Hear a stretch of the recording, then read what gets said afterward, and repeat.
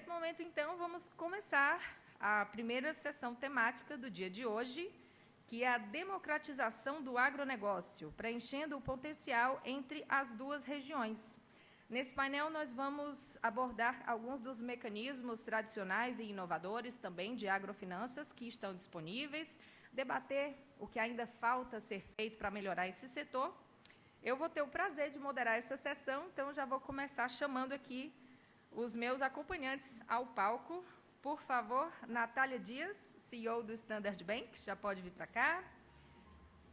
Marcela Brant, diretora comercial de produtos do Banco de Desenvolvimento de Minas Gerais, o BDMG. Luiz Esteves, economista-chefe do Banco do Nordeste do Brasil, também pode juntar-se a nós. And now, please, Mr. Faisal Benamur, Senior Vice President for East Africa of the OCP Group, and also Mr. Fadel Indiame, Interim Vice President for Policy and State Capability of AGRA. Please join us.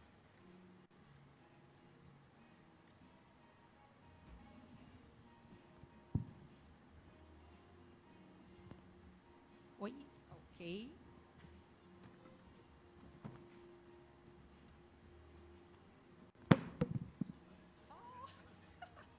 There's no problem. It's working? It's working, Mr. Benamur? Okay, perfectly. Thank you very much all for being Muito here with obrigada a us. todos Muito vocês por obrigada estarem aqui. pela presença aqui hoje. Temos um painel hoje misto, com nativos da língua portuguesa e nativos do inglês. I'm telling that we have today a mixed panel with Portuguese Estou falando que and temos English speaking. aqui falantes de But português e let's inglês. start. I'd like to start addressing the situation Eu gostaria of the de small farmers, falar especially da in situação Africa. dos pequenos produtores, especialmente na África. Então, eu gostaria que o senhor Faisal Benamur gostaria que dissesse, você deve ter alguma coisa para dizer, é um grupo grande e sabe das coisas desse grupo, dos pequenos produtores. O quanto é crítico a situação dos pequenos fazendeiros na África?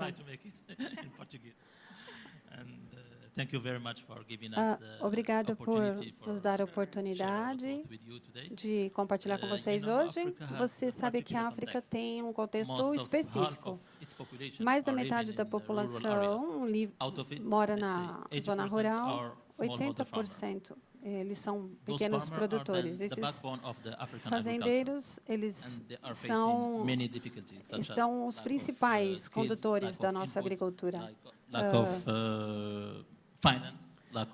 Bom, eles têm falta de muitas coisas, de finanças, de vários recursos que impedem que eles melhorem a produtividade deles. E isso os deixa distantes das estatísticas. Nós temos que mudar os padrões para esses produtores. O financiamento é muito limitado. A maturidade do financiamento a maioria do financiamento para os produtores vem do agronegócio doméstico. Os pequenos fazendeiros, eles não podem encarar essa dificuldade.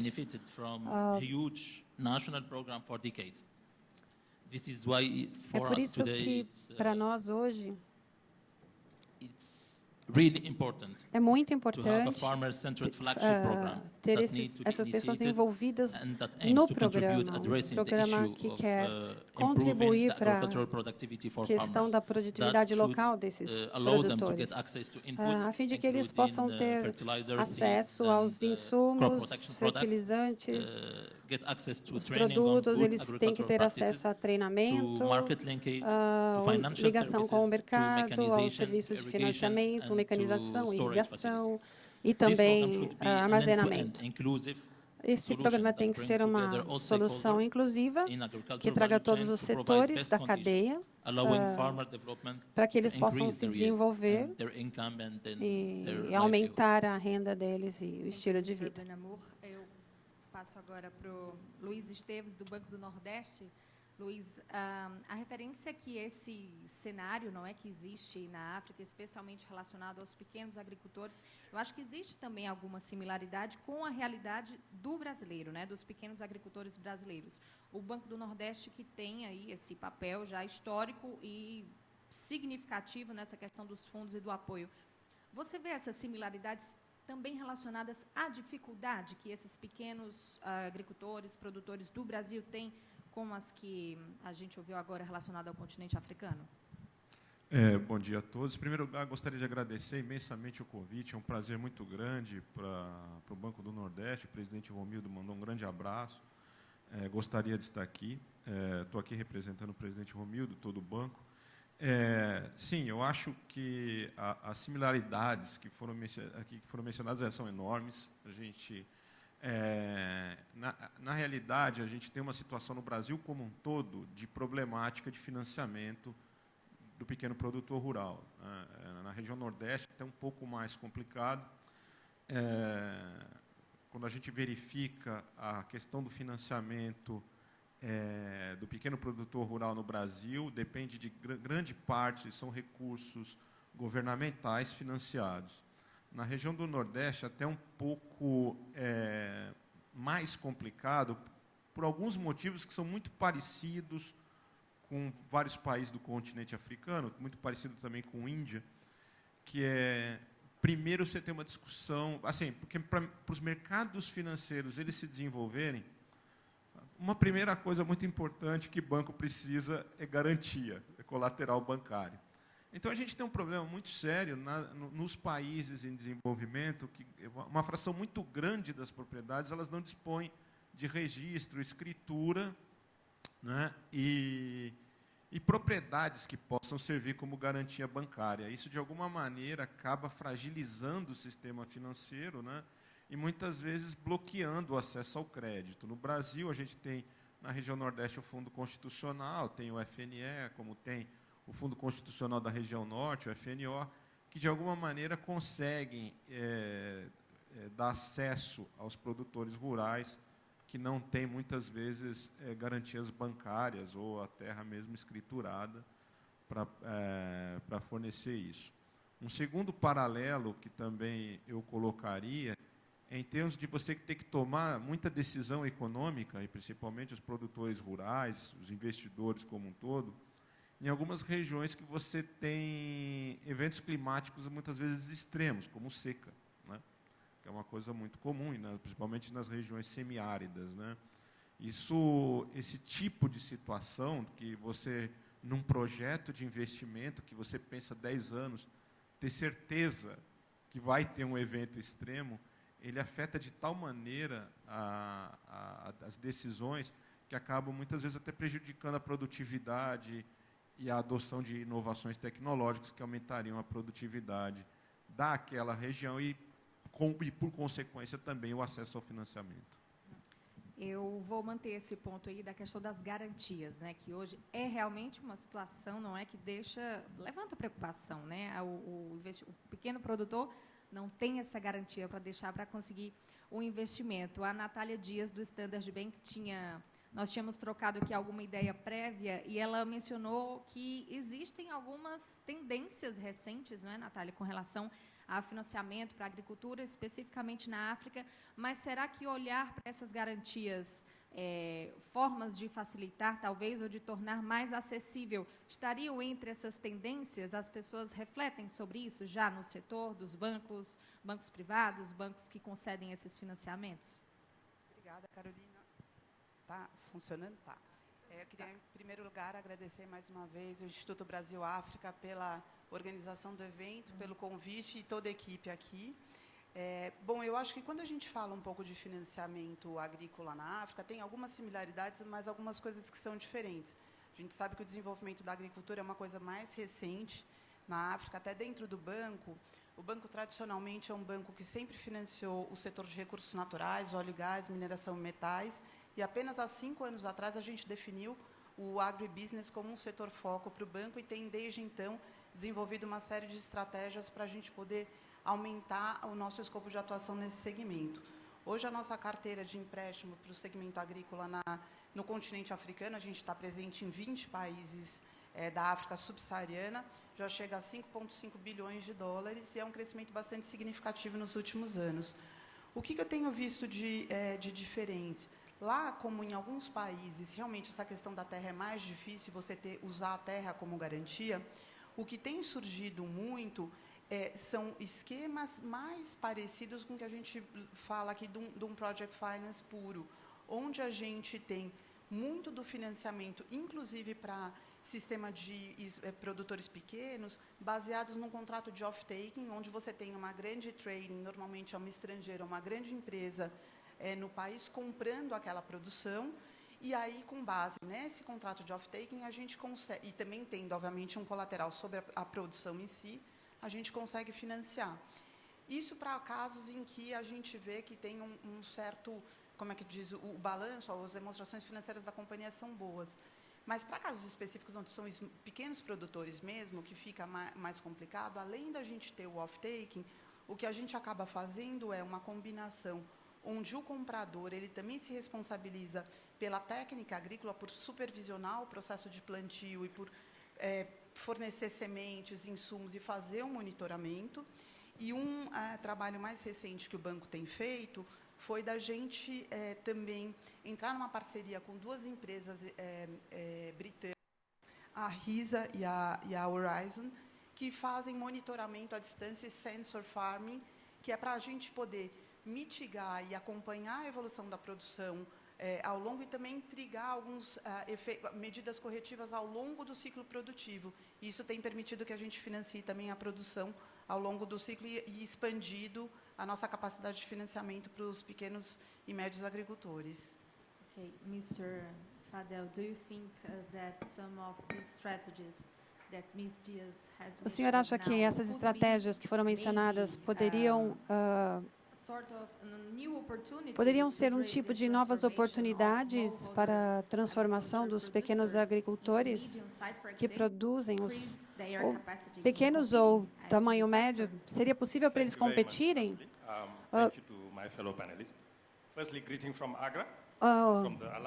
Obrigada por estar aqui. Saudações da Agra. É uma organização da África que colocou os pequenos fabricantes no topo da discussão. Então, eu vou responder a pergunta, mas eu quero apenas colocar 5 coisas, se eu tiver tempo, é claro. Primeiro, a agricultura está crescendo no continente. Eu acho que nós precisamos agradecer as iniciativas do nosso próprio país. Muitas políticas têm sido desenvolvidas no país para ter certeza que a gente tenha progresso. O segundo ponto é o progresso não é rápido o suficiente para reduzir a pobreza, especialmente a pobreza. Por isso, precisamos fazer melhor e precisamos ser inovadores. E aí tem a ver com o financiamento. Eu acho que o grande negócio é o financiamento, mas a gente precisa fazer isso de uma forma mais criativa. Deixe-me dar um exemplo. Eles nunca compram no preço de varejo, eles compram no preço de venda. Os pequenos fazendeiros,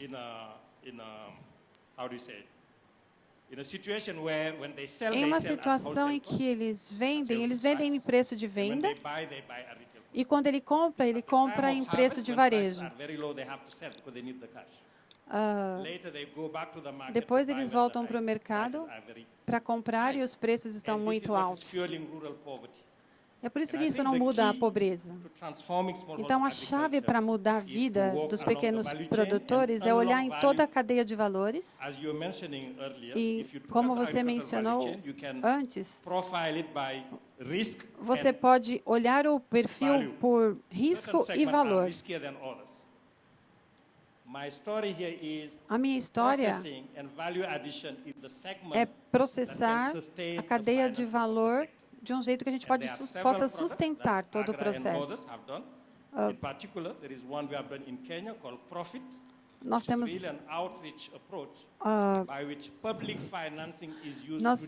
Nós estamos trabalhando com o financiamento público para tratar o risco. Então, primeiro, nós queremos que eles tenham acesso à tecnologia, os pequenos produtores. Se eles não tiverem isso, eles não conseguem trabalhar no mercado. Você sabe que é muito importante ter um sistema de entrega para esses pequenos produtores. A segunda coisa é ter certeza que eles sejam conectados ao mercado. Eu agradeço vocês estarem olhando para um contrato. Mas talvez a instituição que cuida do risco não conheça o setor. Eles têm que dar para a gente uma garantia de assistência técnica, de uma assistência, de suporte.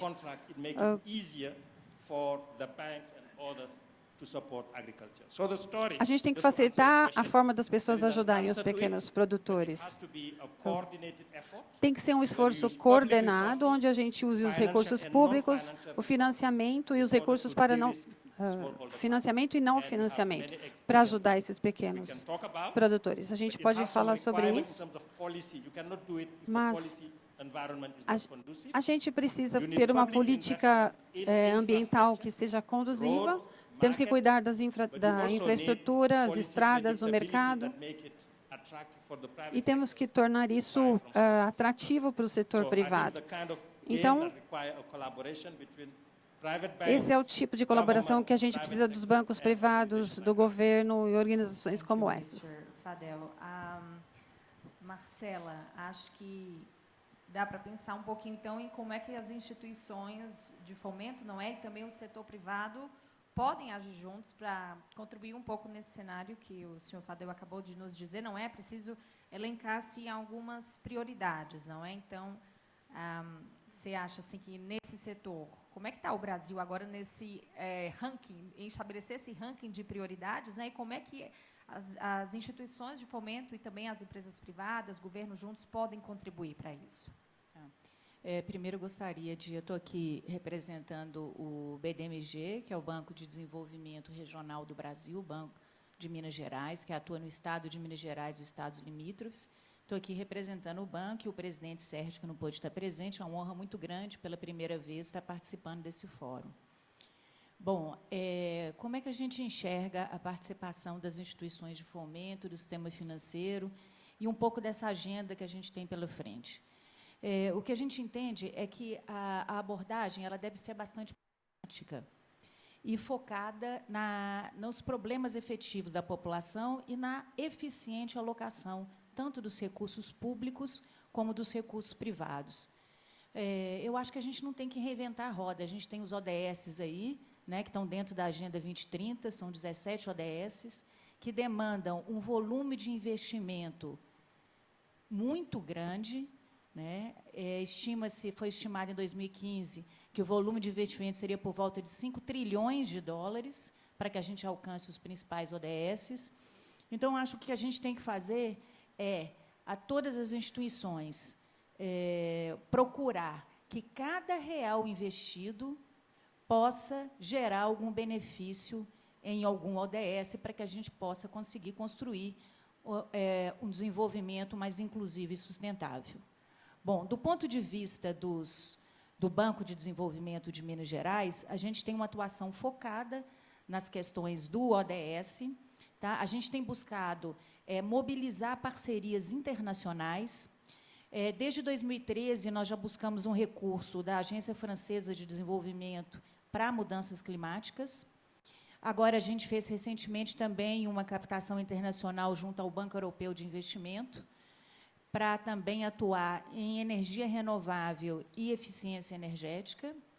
E o que a gente acha é que a gente pode ser um grande mobilizador, uma grande plataforma de mobilização de recursos, atuando de forma bastante sinérgica com os empreendedores, para que a gente possa alcançar os resultados esperados. O BDMG tem 2 experiências, Caroline, bastante exitosas, que foram por volta dos anos 80 e 90, que eu gostaria de citar aqui, que eu acho que pode ilustrar o nosso debate aqui.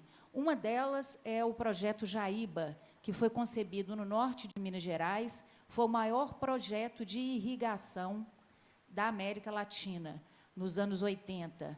ele foi implementado numa região de uma densidade econômica muito ruim, muito deprimida. Então, ele teve o papel também de levar o desenvolvimento, o povoamento, a industrialização para essa região. Foi uma parceria entre o Japão e o Brasil, uma cooperação em que o Brasil recebeu investimentos japoneses, Minas Gerais, especificamente, porque o programa foi em Minas, recebeu investimentos japoneses para que a gente pudesse desenvolver agricultura irrigada, fruticultura no norte de Minas.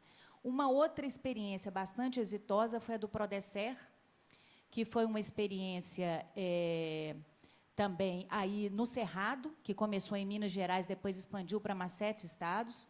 Também uma parceria com os japoneses, em que a gente expandiu as fronteiras agrícolas para o Cerrado, com grãos, cana-de-açúcar, pecuária, e foi um projeto bastante exitoso, com agricultura moderna, em que a gente também serviu como plataforma para atuar também como mobilizador de recursos e levar a assistência técnica para os pequenos produtores. Essa também é uma expertise em Minas Gerais. As ATER, que são as empresas que são especializadas em assistência técnica e extensão rural, elas nasceram em Minas Gerais. A primeira ATER do Brasil foi a Emater de Minas Gerais, e daí elas expandiu no Brasil inteiro. Então, o Estado também é referência na questão de assistência técnica para produtores rurais. Então, eu acho que a gente tem muito que contribuir, né, para os outros estados, para os outros países vizinhos, os outros continentes, da nossa experiência em agribusiness, em democratização e mobilização de recursos para a agricultura. Bem, vimos alguns exemplos muito bons de boas práticas no setor.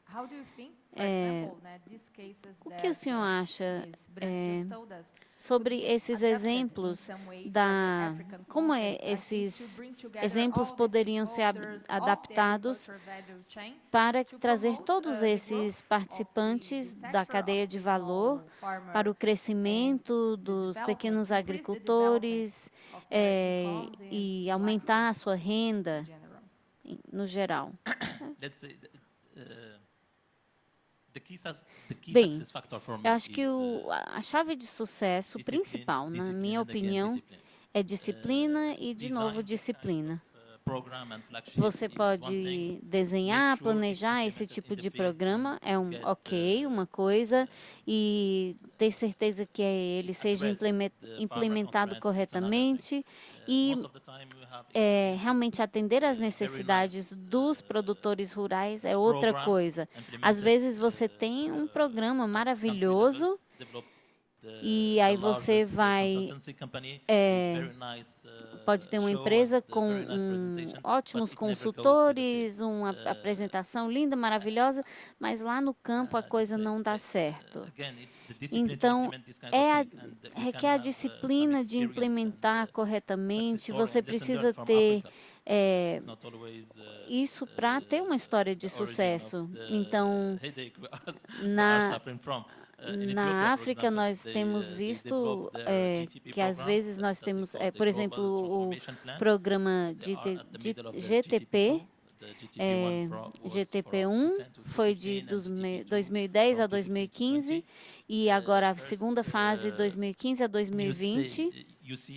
E você vê que o programa pode ser simples, mas tem centenas de linhas no Excel e você tem um tópico específico em cada linha, com um stakeholder, com um gestor para aquela área, com um objetivo para cada trimestre, por exemplo, e depois de cada trimestre há um encontro com a pessoa responsável, a autoridade responsável, para garantir que aqueles objetivos estejam sendo alcançados.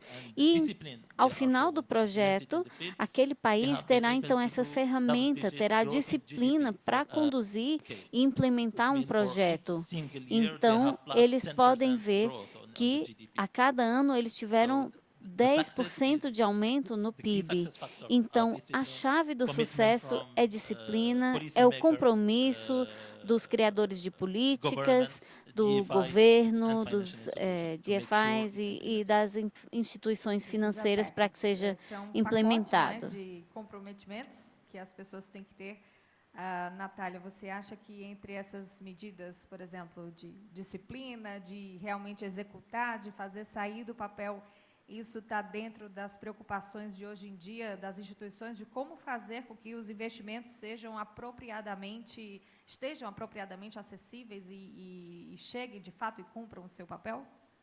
Claro, eu acho que a gente, apesar de ser um banco comercial aqui, diferente dos meus colegas aqui panelistas, o banco também tem um foco muito grande na sustentabilidade, e isso é um objetivo do banco. Então, a gente também tem uma prioridade interna em projetos, principalmente no continente africano, que gerem inclusão social, que gerem a industrialização do continente, que estejam focados em infraestrutura, em educação e saúde. Quer dizer, eu acho que é uma preocupação de qualquer instituição moderna, é você estar alinhado com os princípios da sustentabilidade e os ODS, obviamente. A gente, como banco comercial, obviamente, tem um escopo mais limitado comparado com as instituições de desenvolvimento naquilo que a gente pode propor em termos de políticas públicas, e própria política para fomentar esse tipo de desenvolvimento. Mas acho que o que a gente tenta fazer é dar viabilidade para os projetos e focar numa área que a gente acha que é fundamental, que é a agricultura na África. Hoje, a África ainda importa 40 bilhões de dólares de produtos alimentícios por ano, e tem cerca de 50% da terra cultivada e não agriculturável, cultivada e ainda não agriculturável e não cultivada do mundo. Então, é fundamental que a gente possa desenvolver, e a agenda africana passa por uma industrialização e a produção local. Então, o nosso papel aqui no Brasil, que é de levar, tanto financiar o fluxo comercial de empresas que estão exportando, mas também de levar empresas brasileiras para estabelecerem a produção no continente, passa por isso. Então, muito do que a gente tenta fazer é criar uma consciência da oportunidade que o agronegócio oferece, e o Brasil, obviamente, se tem um setor que a gente pode dizer que a gente lidera, é na tecnologia de agricultura tropical, e a África é a nova fronteira de crescimento nesse sentido. Então, deveria haver uma colaboração maior do Brasil com o continente africano nesse sentido.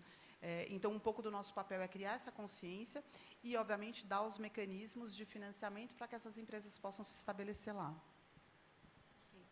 Mr. Fadel had previously mentioned the question of technology, Então, mencionou o acesso à tecnologia. Então, você acha que isso é importante, ter esse tipo de cooperação entre a África e o Brasil? I think the short answer is yes, but there is no blueprint. Africa is 55 countries, several agroecologies, different policy regimes. And I think this is why when AGRA started, the agenda was to bring about a uniquely African transformation. And I think key to that is to understand the local landscape. Now, when my colleague said is right, you need to create incentives for collaboration. But that incentive is informed by the dynamic of the different countries. I think what the issue we are struggling here is market failure. Nós temos que tomar cuidado com a falha do mercado. Por exemplo, a importação de arroz. Eu sou do Senegal, a gente come muito arroz. A situação é porque a gente importa arroz muito barato da África, da Ásia. Ao mesmo tempo, a gente tem que aumentar a produção de arroz. Então, a gente tem que criar um sistema de cooperação para que entre os importadores e os produtores e ter políticas para eles. Eu acho que o Senegal tem uma experiência muito importante. Nós temos todos os juntamos os stakeholders, olhamos para a produção interna e nós queremos usar o canal dos distribuidores para distribuir a nossa produção.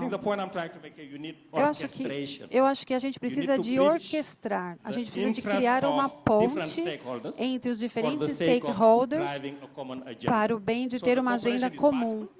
A cooperação é possível, mas eu acho que isso requer muito mais diálogo entre África e Brasil. A gente precisa entender melhor o que é a África, o que a África precisa, o que o Brasil tem e como a gente pode ter uma parceria ganha-ganha. Isso aqui é uma boa forma de promover a conversa. Senão, nós teremos um fórum, vocês estão todos convidados, o professor Bosco sabe disso. Eu acho que nós precisamos conversar mais para ter uma oportunidade ganha-ganha. Não somente entre os diferentes setores, privado, público, mas entre os diferentes países. Eu acho que a gente tem uma boa estrutura de cooperação.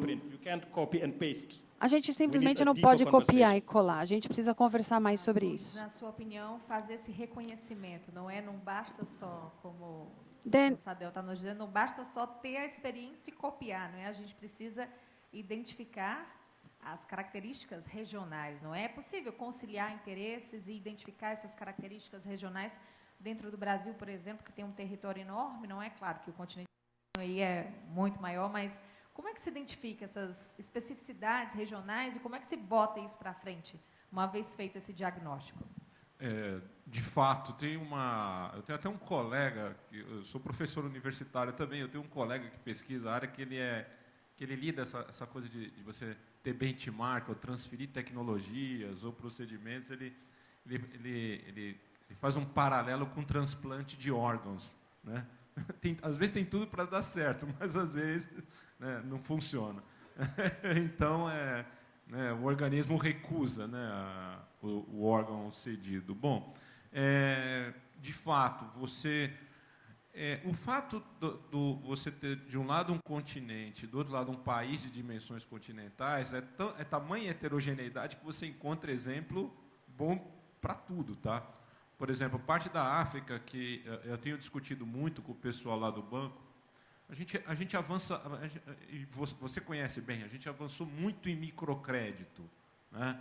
Mas é interessante, algumas partes da África avançaram em microfinanças como um todo, não só o microcrédito, mas seguros e todo esse tipo de coisa que a gente não desenvolveu na mesma dimensão. E aí eu acho que é uma coisa muito interessante e tem um aprendizado muito grande. Estamos tendo um aprendizado muito grande com algumas regiões da África que desenvolvem isso muito bem.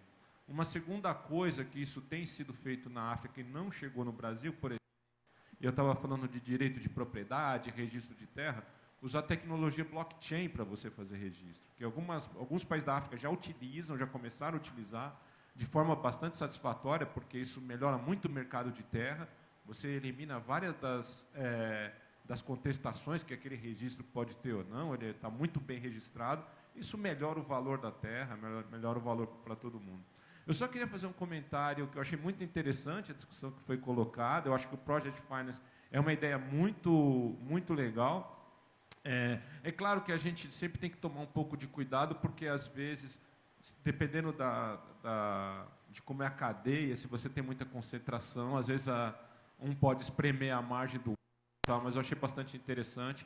E eu acho que a gente tem que avançar nisso, né? Não só tecnologias, e sempre se fala muito de tecnologia na agricultura, mas a gente também está falando de inovações financeiras que devem ser pensadas. E às vezes até mais básicas, às vezes de mensuração. Por exemplo, a Marcela colocou um ponto interessante dos ODS. Eu coordeno a área na Associação Brasileira, que envolve os bancos e agências de fomento, eu coordeno a área de pesquisa e estudos. E ontem mesmo a gente teve uma reunião, inclusive o colega de vocês, que é o economista-chefe lá, o Adalto, a gente estava numa discussão para imaginar se a gente conseguia fazer... todos os bancos têm um credit score. Para cada operação tem um credit score. Por que a gente não faz um impact score, né? Cada projeto que entra, dependendo das características, você é ancorado nos ODS, que eu acho que é uma boa âncora para você ter métrica de impacto, né? Social, impacto ambiental. Esse projeto tem um score AA ou B+, por que não? A gente sabe que não é trivial, mas eu acho que é um bom caminho, né? A gente tentar você ter duas métricas, uma métrica muito boa de impacto e uma métrica muito boa de risco, e buscar uma alocação ótima, balanceando essas duas coisas. Marcela, essa referência pode estar aí entre, talvez, as prioridades que o Brasil deve eleger agora para tentar buscar esse caminho de retorno ao desenvolvimento, não é? Eu acho que, sem dúvida, eu acho que iniciativas inovadoras vão ser necessárias, né? Eu estava conversando com a Natália ali um pouco antes, a quantidade de investimento que se precisa para que a gente possa avançar nessa agenda é muito grande. E os riscos envolvidos são muito elevados, principalmente no agronegócio. A gente sabe disso no agricultura, no agropecuária, né? Então, a gente tem que ser bastante criativo, não só na hora de estruturar o projeto, e o banco trabalha também numa outra modelagem também que é interessante, que eu não sei se o BNB também trabalha assim, a gente trabalha com as âncoras, as agroindústrias, e aí a gente financia toda a cadeia de produtores rurais, ancorado nessa, porque os produtores rurais recebem toda a assistência técnica, né, dos integradores, que a gente chama de integradores, das empresas âncoras. Então, se reduz o risco da atividade para o produtor e para a instituição financeira, né? Agora, eu quero colocar aqui também que o Sistema Nacional de Crédito Rural é fundamental que a gente mantenha os instrumentos hoje existentes e que a gente atualize esses instrumentos, né, para os novos desafios que a gente tem aqui hoje. A gente sabe dos desafios aí, das questões das restrições fiscais e tudo mais, mas a agropecuária ela precisa de um tratamento especial. Não tem jeito da gente financiar, dar acesso a financiamento e a tecnologia sem ter um aparato de instrumentos adequados para a realidade desse setor. Então, eu acho que é pensando em conjunto, em soluções novas para que a gente possa avançar nessa agenda que é fundamental para todos nós. Mr. Fadel, this framework of some of the policy and the institutional requirements for the algumas das políticas que são necessárias para a democratização completa das agrofinâncias. O que nós já ouvimos aqui, qual a sua opinião? Sim, eu acho que há uma possibilidade muito boa para revolucionar o financiamento, de acrescentar valor para todos. Do ponto de vista da tecnologia, agora a gente já sabe como melhorar a produtividade da agricultura. Há uma demanda muito grande para alimentos, nós temos terra, nós temos água. O que falta agora é orquestrar. Tem uma expressão em francês que diz que você tem uma oportunidade para acrescentar valor. Precisamos ter uma plataforma onde nós compartilhamos os riscos. O nosso colega aqui falou mais cedo. Você precisa desenvolver confiança. Você precisa desenvolver essa relação de confiança. E para que isso aconteça, precisa haver uma base de políticas previsíveis. Se você tem, deve haver um entendimento entre todas as partes sobre quais são as regras do jogo. Há uma prestação de contas muito claras. Isso é muito importante. Então, eu acho que é dentro desse sistema que nós conseguimos avançar muito lá na África. Um dos nossos colegas mencionou aqui ontem, a liderança africana se comprometeu a fazer não só a mudança através de novas tecnologias, mas também pelos acordos de Malabo, com prestação de contas, sendo claro. Então, o setor privado quer, obviamente, ter lucro. Então, nós precisamos descobrir como ter incentivo para os recursos públicos para que haja um ambiente onde o setor privado vai querer investir com equipamento, tecnologia, para que a gente possa vencer os grandes desafios dos pequenos produtores, que tem o grande desafio é a falta de capital. Então, nós precisamos ter um custo menor, um risco menor, mas precisamos ter esse mix de recursos públicos e privados para que nós tenhamos esse ecossistema de parceria. Acho que é totalmente possível. Né? Tem o comprometimento, como está sendo dito aqui, Natália. Quais seriam, então, as oportunidades de agronegócio atualmente na África? Né? Quais são aí as figuras-chave que têm sobressaído nos últimos tempos?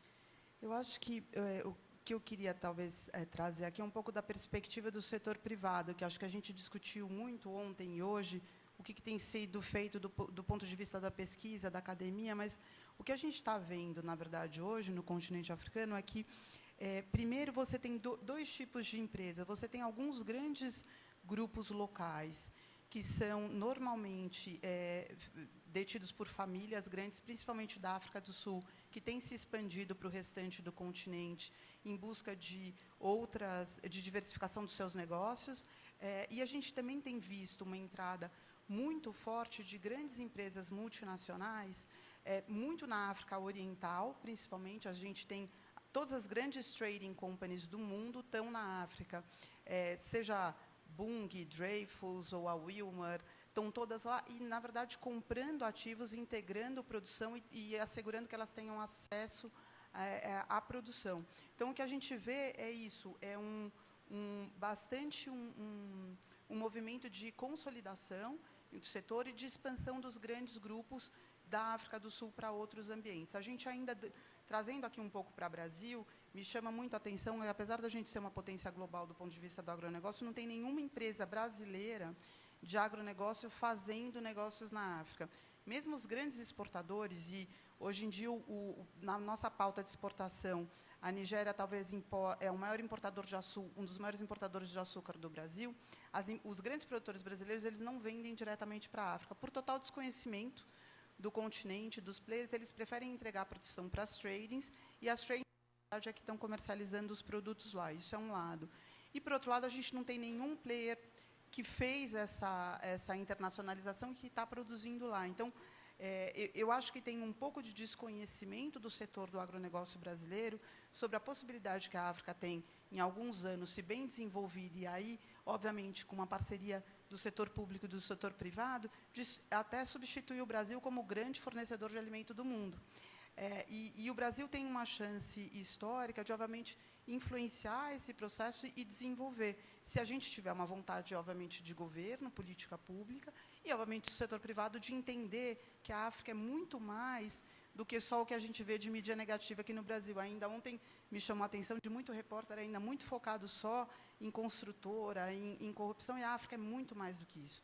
O mundo já percebeu, e acho que o Brasil está atrás, tem uma visão ainda muito mistificada da África, e não entendeu o potencial, a revolução industrial que está acontecendo, a revolução de negócio, quantas empresas africanas que já faturam mais do que $1 bilhão e que estão, de fato, engajadas em desenvolver o continente. Então, acho que tem uma falta de percepção aqui do nosso lado.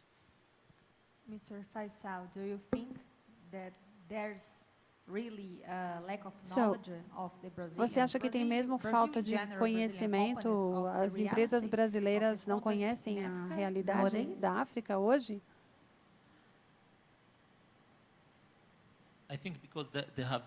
Eu acho que tem o contato entre brasileiro e africanos é muito limitado. O nosso sistema agropecuário tem outro nível de comércio. Eles têm comerciantes muito maiores. E a gente não tem essa contraparte na África. A gente tem o mesmo nível de empresas. O sistema agrícola na África é apoiado por pequenos produtores, é baseado em pequenos produtores. Não tem a estrutura que pode abrir para esse tipo de comércio, de mercadorias. É por isso que, para mim, esse fórum é a plataforma correta para transferir conhecimento do Brasil para a África. O Brasil esteve nessa situação lá pelos anos 80, quando começou a transformação agricultural, né? E daí, a partir daí, mudou de pequenos produtores para grandes sistemas de cooperativa. E aí, então, é possível que haja essas garantias. Esse é o problema principal na África. Como você tem que reconciliar a agricultura com o sistema de financiamento formal. Um dos fatores principais deveria ser criar e reforçar esse sistema de cooperativa, como a gente tem aqui no Brasil.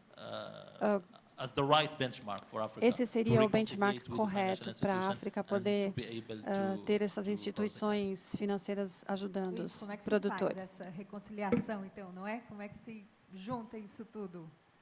É difícil achar uma resposta para esse tipo de pergunta, porque, por exemplo, você tem, inclusive, gestores de fundo de pensão, fundo de hedge, que, aliás, é um enigma, né?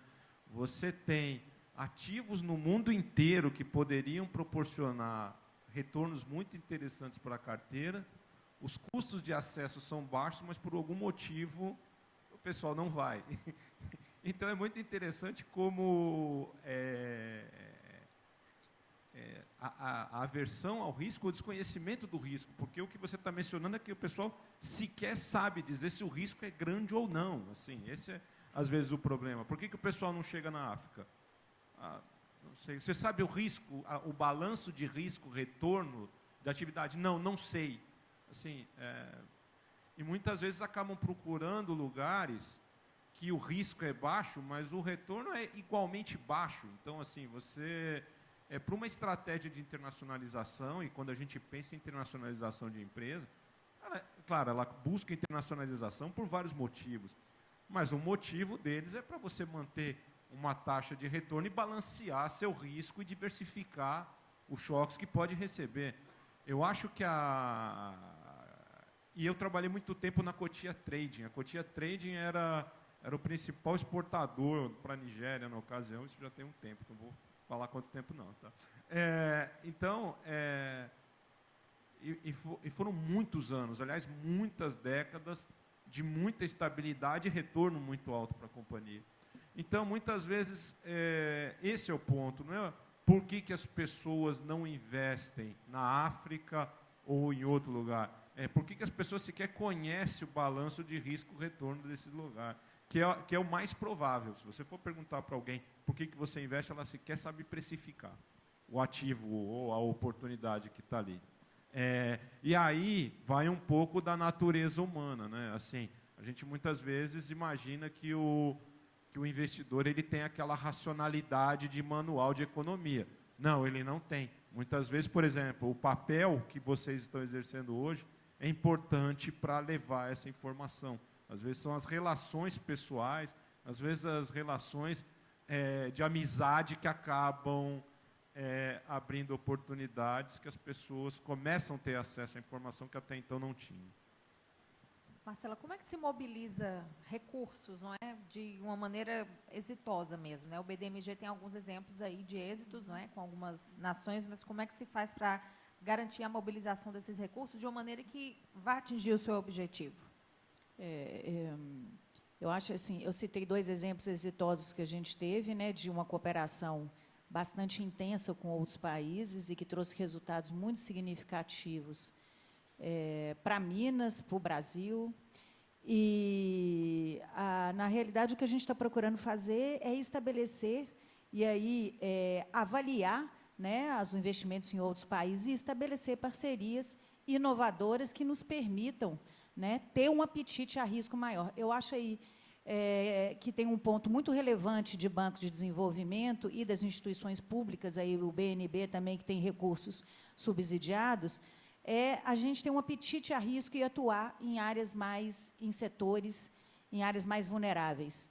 Então, a gente tem essa capacidade de fazer esse equilíbrio, né? Alocar o capital que a gente pode, naquele risco que a gente conhece e naquele mais elevado, em contrapartida, você vai atuar em outros segmentos também de melhor rentabilidade para que te dê a sustentabilidade financeira.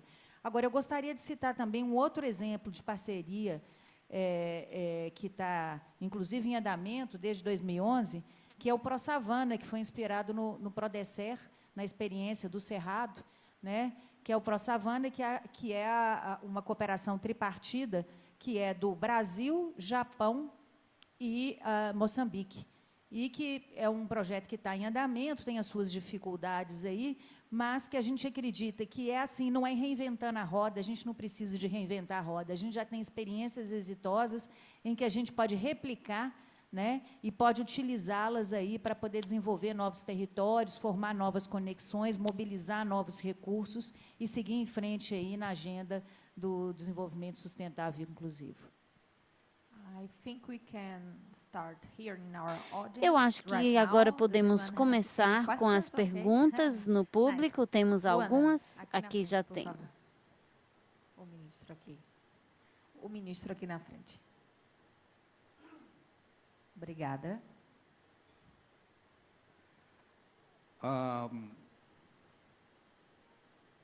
My name is Mohamed Sabonono, Minister of Meu Agriculture. nome é ministro Samenono, sou ministro da Agricultura da Nigéria.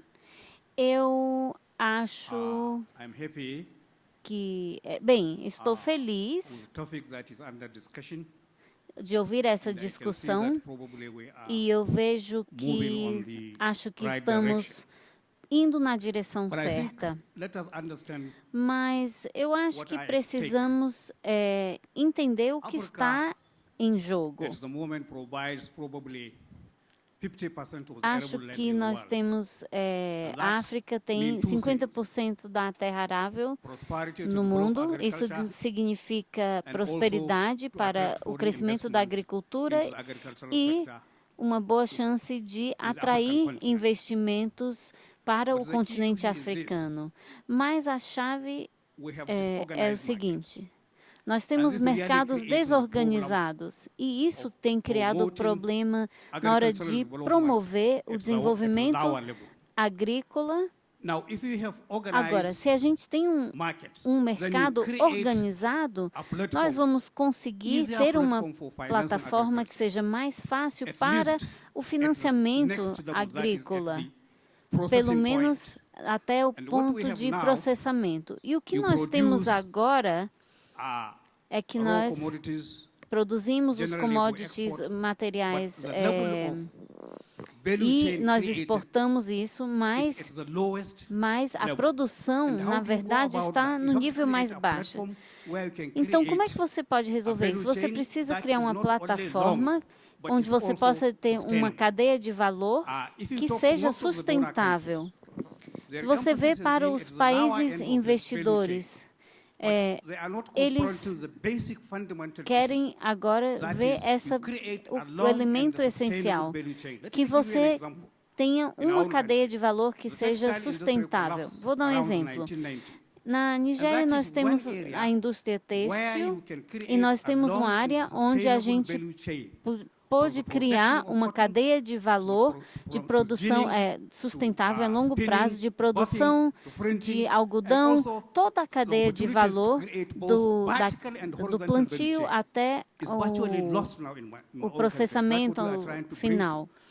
Então, o que a gente fez? Se você quer que instituições financeiras, principalmente bancos comerciais, participem e invistam, é que você precisa criar uma cadeia de valor sustentável a longo prazo.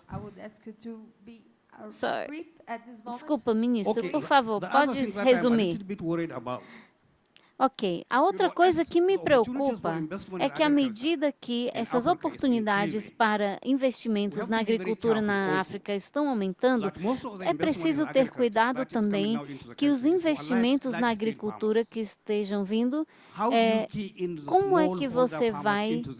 como você introduz os pequenos agricultores, produtores rurais, nessas oportunidades, porque você tem oportunidades para os grandes fazendeiros e produtores, mas e aqueles pequenos produtores? Então, o que é essencial é seja o que for que seja feito, precisamos pensar como vamos incluir esses pequenos produtores nos nossos países nessa oportunidade de investimento.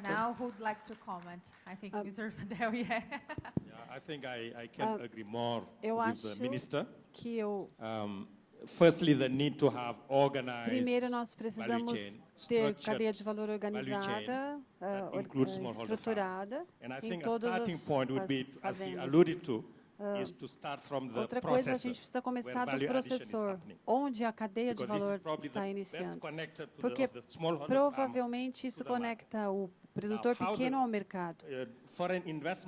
O investimento de fora, ele vem e ajuda. A boa notícia é que o nosso ministro aqui está pronto para fazer negócio. Nós temos agora, então, uma estrutura para conversar sobre isso.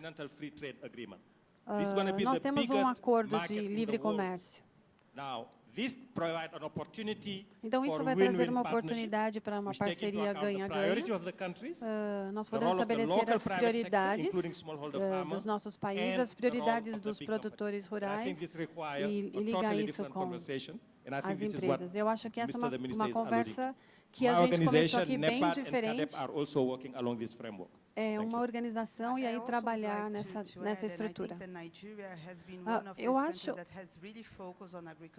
acho que a gente tem trabalhado nessa área em diferentes exemplos de sucesso com o governo nigeriano. É que um dos projetos que a gente viu é que eles estão tentando fazer projetos de agronegócio em toda a Nigéria, centros de processamento, e a Nigéria está ajudando com o aconselhamento e nós estamos exportando tecnologia para eles. Existe aqui uma cooperação entre Brasil e África e também entre os setores privado e público. O governo nigeriano quer importar e eles estão trabalhando com o processo e estão adicionando valor à cadeia. E outro exemplo que eu posso lembrar da Nigéria, eles têm um master plan, eles querem importar, eles têm importado açúcar, ou querem, e eles estão pensando no jeito de desenvolver as empresas locais para atrair pessoas e aumentar esse comércio ali localmente. Então, o governo deles realmente estão pensando na agricultura e como desenvolver isso. Acho que temos outra pessoa que levantou a mão aqui. Bom dia, Ivan Cuco, from IFED. Muito obrigado aos painelistas por deixar claro essa questão do risco quando nós estamos buscando soluções para os pequenos agricultores. Claro que eu entendo essa importância de conexão dos mercados e da exportação e importação. Mas, ligando isso ao que falamos no começo, a falta de previsibilidade que existem. Então, o FAO, o EFAD e várias outras organizações, a experiência de outros países, podem ajudar em como nós ajudar a enfrentar esses desafios climáticos. Agora, como podemos reduzir o risco, o impacto desses choques, dessas coisas imprevisíveis que acontecem? Então, a minha pergunta é, quando você acha, o que vocês acham de abordagens para reduzir os riscos, como um score de riscos? Então, o que vocês gostariam de falar sobre o sistema? Bem, Mr. Faisal? Sim, por favor. Bem, acho que não temos escolha, porque tudo que a gente faz pode ser revertido pelo clima. Então, a gente precisa pensar no ponto de vista da resiliência. Essa imprevisibilidade não é só mais do clima, mas é coisa de ir para o mercado. Semana passada, estive numa reunião em Marrakech falando sobre adaptação da agricultura africana à mudança climática. Então, a gente precisa de uma nova abordagem para lidar com essas questões de criar empregos e oportunidades, mas você também precisa falar na capacidade de transformação, de absorção, mas realmente de como vamos lidar com esses impactos, com esses choques que vêm de mudanças climáticas, etc. So, Mr. Diop here, would you like to ask something also? Gostaria de fazer uma pergunta, Mr. Diop? Muito obrigado por esse painel muito interessante e uma discussão muito boa. Como uma instituição que trabalha com políticas para a União Africana, que represento, nós pensamos sobre qual é a estrutura da fome que seria, para combate à fome, que seria melhor. E o que a gente fala é de pequenos produtores rurais que são basicamente não têm muito acesso a esses insumos importantes para a agricultura e ajudá-los a desenvolver ferramentas importantes e caminhando para um futuro onde a gente tem uma estrutura diferente. Então, se temos um continente de 1,2 bilhões de pessoas e você está caminhando para o futuro e pensando em qual será a estrutura da agricultura. O Brasil tem um modelo que acho que pode, quero usar as palavras de forma cuidadosa aqui. Acho que nós precisamos desenvolver indústrias que tenham bastantes trabalhadores que possam nos levar para o futuro. Talvez, será que devemos ter fazendas maiores, incorporando fazendas menores? Muitas fazendas menores que aí vão deslocar alguns trabalhadores, ou uma combinação dos dois modelos. Então, eu acho que o Brasil já passou por esse processo, poderia nos ajudar com a experiência. A expressão pequenos produtores rurais apareceu mais de uma vez, né? E como incluir isso dentro dessa lógica, né? Que muitas vezes não é muito trivial também você, como já foi inclusive mencionado, às vezes algum tipo de projeto de financiamento que consegue abarcar médias propriedades nem sempre chega nas pequenas, né? E também tem um ponto ali que esse não é a questão de você ter uma consolidação e os pequenos venderem propriedade. Tem uma coisa interessante, eu vou tentar falar muito rápido, mas essa história é um pouco longa, eu vou tentar ser o mais rápido possível. O que acontece muitas vezes, a gente faz muita pesquisa lá, e a gente pesquisa muito pequeno produtor rural, e às vezes tenta entender por que eles tomam determinados tipos de decisão. Isso eu sei que tem aqui, eu sei que tem na África, eu sei que tem na Índia, por exemplo. Principalmente em regiões muito pobres, né? E principalmente que sofrem muitos choques idiosincráticos, eventos climáticos, e às vezes você se pergunta por que a produtividade de algumas propriedades é tão baixa e por que essa pessoa não utiliza algumas tecnologias que são conhecidas há mais de 200 anos. Assim, e sendo que já treinaram e aquilo não é absorvido de alguma maneira. Uma coisa que a gente tem aprendido é que você trabalhar em regiões muito pobres não é muito trivial. Você tem um exercício que um pessoal da neurociência fez, que eles foram, por exemplo, na Índia, e numa região de agricultores, e aplicaram um teste de QI, né? Logo depois que colheram a safra. Estava todo mundo com a quantidade calórica em dia, tudo bem, todo mundo bem alimentado. Aplicaram o teste de QI. Depois de um tempo, foram em outro ponto para as mesmas pessoas e aplicaram os mesmos testes para as mesmas pessoas numa situação de restrição alimentar. O QI desabou. eles foram mensurar que efeito que era esse.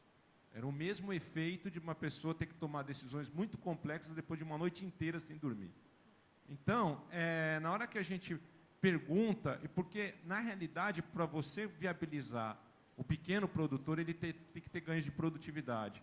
Mas esses ganhos de produtividade, muitas vezes, é a adoção de tecnologias, são decisões bem feitas, e na economia capitalista, direito de propriedade bem organizado, né?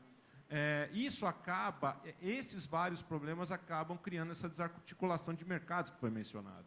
Esses mercados começam a ficar fragmentados e fica cada vez mais difícil colocar esse pessoal para dentro. De alguma maneira, para as pequenas propriedades rurais, principalmente em regiões com muito risco climático, você tem que ter uma política mais transversal. Você tem que ter soluções de mercado associadas com soluções públicas. Eu acho que até as soluções de mercado, do tipo de financiamento, podem, inclusive, ser privadas. Mas esse tratamento, principalmente em termos de segurança alimentar, é muito importante uma política estar vindo junto. Tá? Obrigada, Luiz. Eu sei que o nosso tempo já acabou, mas nós começamos com um pouquinho de atraso. Então, eu vou segurar só para mais uma pergunta que eu tenho de uma das nossas voluntárias aqui do fórum, é uma jovem agrônoma, e eu queria que ela viesse aqui no palco. Bia, vem aqui. Eu estou chamando aqui a Bia porque ela está bem inserida numa realidade brasileira de agricultura junto a pequenos agricultores. Ela me disse aqui que queria fazer um comentário e uma perguntinha. Então, Bia, se apresenta. Obrigada, Carol. Fala aí a tua organização. Meu nome é Beatriz, eu sou engenheira agrônoma de formação. Hoje eu trabalho com desenvolvimento de mercado na Braskem, na parte do agro. Um dos meus projetos é com produtores de maçã, pequenos produtores de maçã. Então, a instalação de telas anti-granizo para eles. O custo dessa tela é R$50 mil por hectare. Para eles pegarem um seguro, um financiamento, eles precisam comprovar que eles têm 5, 10 vezes mais dessa terra. Completamente inviável. O risco que eles correm é muito grande, de produtor falar, segunda-feira, na quarta eu vou colher tudo, está tudo pronto, na terça tem a chuva. Eles perderam tudo. Com uma chuva, a tela se paga, mas eles não instalam pela falta de financiamento. Então, eu acho que, como a Natália falou, qual é a parte prática, né, de toda a pesquisa, de tudo que a gente fala? A gente está buscando lá na Braskem uma forma de facilitar com cooperativas, não, com bancos de créditos rural, com seguros do governo, porque quando o governo ele dá esse crédito, ele também pede muito do produtor. Então, por que, ao invés de dar o seguro, não ajuda o financiamento? Qual que é esse contexto que eu posso colocar os pequenos produtores de maçã, pequenos assim, 5 hectares, muito pouco. Então, R$50 mil para um hectare significa muito para eles mesmo. Obrigada. Obrigada, Bia, pela participação. Obrigada. Quem gostaria de fazer algum comentário aqui sobre a colocação da Beatriz? É uma realidade, não é? Diferente. Fazer um pequeno comentário aqui. Eu acho que esse é um desafio, uma coisa que a gente se depara todos os dias, né? Realmente, a gente tem que ter uma política pública que suporte esse tipo de atuação, principalmente os pequenos produtores. Aí eu acho que o sistema cooperativo brasileiro, as cooperativas, elas podem ajudar muito, porque o sistema cooperativo, os pequenos produtores se organizando em cooperativas, isso é bastante relevante. E a inovação, né, que é a questão de pensar em novas formas, fundos de aval que possam suportar isso, para que a gente exija menos do produtor e ele possa dar um financiamento, que a garantia realmente é um inviabilizador do financiamento. Ok. Bom, assim, banco em geral ele é muito mais avesso ao risco, até por conta de problema de capital, regulatório. Então, é muito fácil para um banco você financiar um modelo de negócio que todo mundo sabe qual que é o risco, independentemente do tamanho do risco, porque aqui é mais ou menos risco, mas tudo bem, se eu sei o tamanho, eu consigo minimamente mitigar. Tem uma coisa, eu sou muito otimista com tecnologia, tá? A gente tem um exemplo lá de microcrédito. O microcrédito urbano, a garantia é solidária. Só para dar um exemplo ali, a garantia é solidária. Ela é uma garantia de que um fica monitorando o outro, né? Então, se um dá default, aí todo mundo perde linha. Então, a taxa de inadimplência beira zero. Na agricultura, a gente não consegue fazer a mesma coisa por conta da simetria de informação. As propriedades nem são tão perto e nem todo mundo consegue exatamente monitorar uma segunda parte. Eu acredito que a tecnologia ela vai, de alguma maneira, facilitar a troca de informações. E quando essa troca de informações ela for viabilizada, vários dessas situações, por exemplo, elas vão ser mais fáceis de solução. Inclusive solução cooperativa, né? A gente fala, eu acredito que o mercado ele é um grande alocador de recursos, às vezes quando os riscos eles não são conhecidos, de novo, não precisa ser grande, precisa ser conhecido. Tá? Ele funciona bem, mesmo para risco elevado, mas aonde falta informação, eu acho que é aí que tem que ser o papel que as novas tecnologias têm que fazer. Elas não precisam fazer milagre, elas só precisam ajudar a fazer um screening de risco melhor, inclusive para situações como essa, inclusive entre eles. Né? Inclusive, entre eles, um ser solidário com o outro ou num mecanismo de cooperativa para você lidar com esse tipo de problema. Obrigada, Luiz. Bom, muito obrigada. Thank you very much to all our panelists. This was the second panel of my life, so I think it went well. Thank you very much for being here with us. Some of applause for our panel, Obrigado por estarem aqui conosco. Uma salva de palmas, por favor.